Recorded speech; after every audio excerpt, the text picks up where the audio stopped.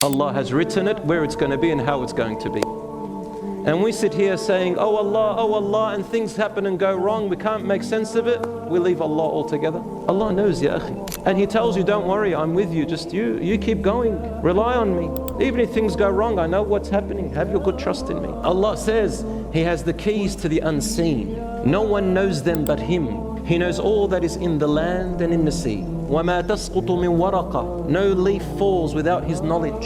إِلَّا يَعْلَمُهَا. Nor is there a single grain in the darkness of the earth, or anything fresh or withered, that is not written in a clear record.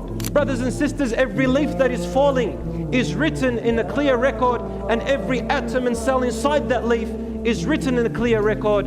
Everything is destined exactly as Allah subhanahu wa ta'ala had destined it. Brothers and sisters, Allah is tremendous.